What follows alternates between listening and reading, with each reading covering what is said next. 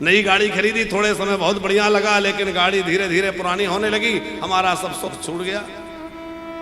अच्छा विचार करो, वो दिन जिस दिन आपने पहली बार कार खरीदी होगी, अब तो सभी कार वाले हैं, बेकार तो कोई कोई होगा है? तो जब पहले दिन नई नई कार आई, कितना सुख, अरे अब तो अपनी गाड़ी। लेकिन वो सुख कितने दिन रहा? अच्छा कार भी ठीक है, छोड़ो, नया घर जिस दिन बना, किराए के में रहते थे, पुराने घर में रहते थे, बच्चे कहते थे अब तो बनवा लो पापा, कब तक किराए के में रहेंगे। और जब अपना घर बन के तैयार हुआ, कितनी खुशियां, लोगों को दिखा रहे हैं, भैया देखो ऐसा मकान बनाया, ये सामान यहां से लाके लगाया, ये ऐसा किया, वो ऐसा किया। लेकिन नए भवन की वह खुशियां कितने दिन चली? थोड़े दिन बाद गायब हो गई। तो संसार की वस्तुओं से प्राप्त जो सुख है वो क्षणिक है, पर भगवान की भक्ति और भगवान के भजन का जो सुख है वो निरंतर है, वो शाश्वत है, वो कभी मिटने वाला, दिन दिन बढ़ता है। संसार के भोगों का सुख अभी हम देख रहे थे, जब हम लोग क्रूज में थे तो हम तो सोचते थे क्रूज बड़ी अच्छी जगह होगी। बुंदेला जी हम तो पहली बार गए, तो वहां जाने के बाद पता चला कि यहां तो लोग जुआ खेलने आते हैं। हम तो कथा करने गए थे, लेकिन लोग वहां, हमें पहले पता नहीं था। और हम, हमारे साथ पूज्य महाराज श्री जी थे, हमारे बड़े प्रेमी मित्र हैं श्री डॉक्टर शिवम साधक जी। तो आचार्य जी हम उनसे कह रहे कि कलयुग को राजा परीक्षित ने 4 स्थान दिए। कौन कौन से दिए? द्यूतम पानम स्त्रिया सोना यत्रा धर्मश्चतुर्विधा। सबसे पहला जुआ, दूसरा शराब, तीसरा व्यभिचार और हिंसा। 4 स्थान दिए। तो हम महाराज जी से बोले, महाराज जी ये तो साक्षात कलयुग के घर में आ गए। महाराज जी बोले ऐसा क्यों? हमने कहा चारों यहां बड़ी जबरदस्त तरीके से बैठे हुए हैं, जहां जाओ द्यूतम अलग अलग तरह का, और पानम महफिल सजी है। तो द्यूतम पानम स्त्रिया, व्यभिचार का तो कोई अंत नहीं वहां, पराकाष्ठा पर। और हिंसा चारों ओर, वही मांसाहार। और हमने कहा जो 5वां स्थान कलयुग का है वो है अधर्म और अनीति का धन।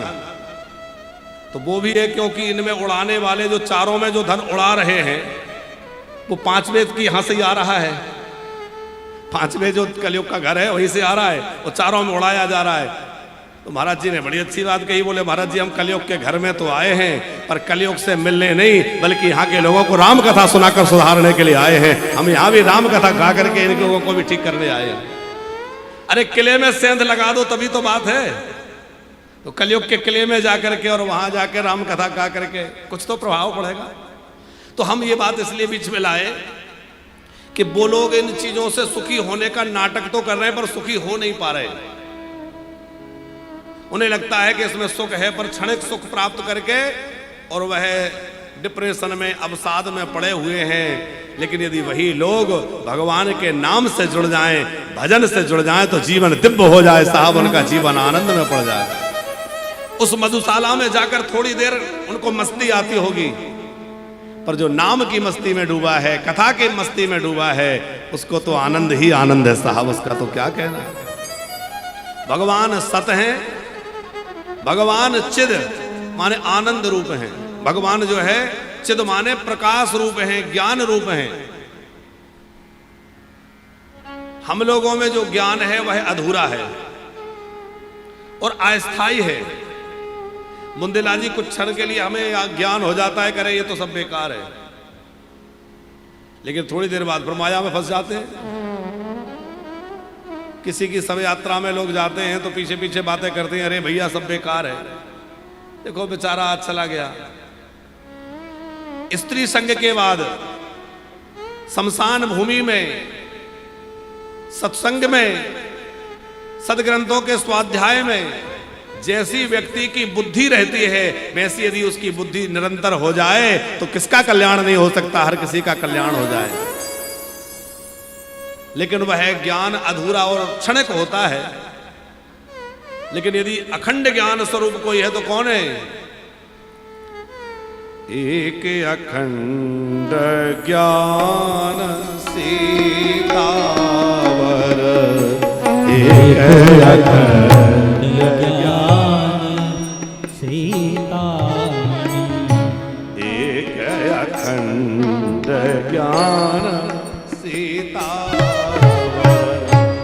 एक अखंड ज्ञान सीतामणि। माया बस जीव सचराचर, माया बस जीव सचराचर, माया बस जीव सचराचर, माया बस जीव सचराचर। सारा चराचर जगत जो है ये सब माया के अधीन है। हम आप सब माया के अधीन हैं। और माया किसके अधीन है? परमात्मा के। तो जिसने माया को अपने अधीन कर रखा है उस परमात्मा से यदि हमारा संबंध जुड़ जाए तो क्या होगा? माया हमारा कुछ बिगाड़ नहीं पाएगी, क्योंकि माया जिसकी दासी है हम उसके हो गए। तो फिर माया का प्रभाव हमारे ऊपर नहीं हो पाएगा। माया बस जीव सचराचर, माया बस जीव सचराचर, माया बस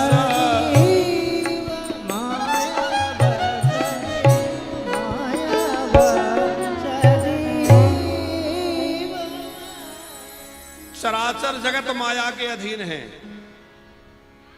एक अखंड ज्ञान स्वरूप यदि कोई है तो वो परमात्मा है। तो वो ज्ञान रूप है, सतरूप है, चिद्रूप है और तीसरा आनंद रूप है। भगवान में आनंद के अतिरिक्त और क्या, वो तो आनंद का ही पुंज, आनंद का ही स्वरूप है। हम लोग सुख की चाह में तो रहते हैं, पर विषयों से सुख की प्राप्ति क्षणिक होती है। भगवान आनंद के सिंधु हैं और उस आनंद सिंधु से संबंध जुड़ जाए तो फिर तो आनंद में गोते लगाना है। समुद्र ही मिल जाए तो फिर क्या बात की कमी है। तो भगवान के परिचय में पहली बात कही कि भगवान सतरूप हैं, ज्ञान रूप हैं और आनंद रूप हैं। भगवान करते क्या है? अच्छा, आप लोगों को हमारी बात समझ में तो आ रही है? आवाज साफ सुनाई दे रही है? ऐसा लग रहा है कुछ गूंज रही है आवाज, ज्यादा साफ सुनाई दे रही है? ठीक है। करते क्या है भगवान? बोले 3 काम करते हैं। इस संसार को बनाना, इसको चलाना और बाद में इसको नष्ट कर देना। भगवान ही इसके बनाने वाले हैं, उत्पत्ति करने वाले हैं। भगवान ही इसको चलाने वाले हैं, संचालन कर रहे हैं, पालन कर रहे हैं और भगवान ही इसका संहार करते हैं। पर बड़ी बात यह है कि सृजन में ये मोह नहीं है कि ये मेरा है या मैंने बनाया है। पालन में ये अहंकार नहीं है कि मैं चला रहा हूं। और जब नष्ट होता है तो कोई मोह नहीं कि अरे, शोक नहीं है कि अरे मेरा था चला गया मिट गया, कोई शोक नहीं। हम लोग कोई सृजन करते हैं तो उसमें मोह होता है कि घर मेरा है, ये दुकान मेरी है, ये मकान मेरा है, होता है कि नहीं?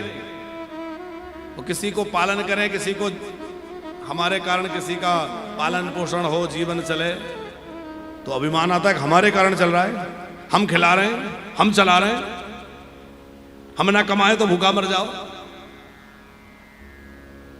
भगवान इतने बड़े दुनिया को चला रहे हैं पर कभी अभिमान नहीं करते कि मैं चला रहा हूं। और जब संसार का नए लय होता है, मिटता है, तो भगवान को शोक भी नहीं होता है। काम क्या करते हैं? विश्व की उत्पत्ति, विश्व का पालन और विश्व का संहार। तीसरी बात आई कि उनका स्वभाव कैसा है? बोले स्वभाव है तापत्रय विनाशाय। तीन प्रकार के जो ताप हैं उनका विनाश करने वाले हैं। नाश नहीं, विनाश। मतलब नाश करने के बाद तो हो सकता है दोबारा वो जन्म ले ले, पर विनाश का मतलब है हमेशा के लिए नष्ट हो जाना। तापत्रय कौन कौन से तीन ताप? दैहिक, दैविक और भौतिक। ये तीन ताप हैं जो हम सबको जला रहे हैं। दैहिक माने शरीर में कोई बीमारी हो गई। आज हर आदमी बीमार है, किसी ना किसी बीमारी से व्यक्ति ग्रसित है, तो दैहिक। दैविक माने कोई दैवी आपदा आ गई, जैसे कोरोना महामारी आई थी, या ग्रहों की कोई पीड़ा हो गई, दैविक। और भौतिक, कुछ ना होने का दुख, कुछ होने का दुख। तो दैहिक, दैविक और भौतिक ये ताप जीवन में सबको बने रहते हैं। लेकिन जो भगवान की शरण में आ जाता है उसके ये तीनों ताप नष्ट हो जाते हैं। तापत्रय विनाशाय श्री कृष्णाय वयं नमः।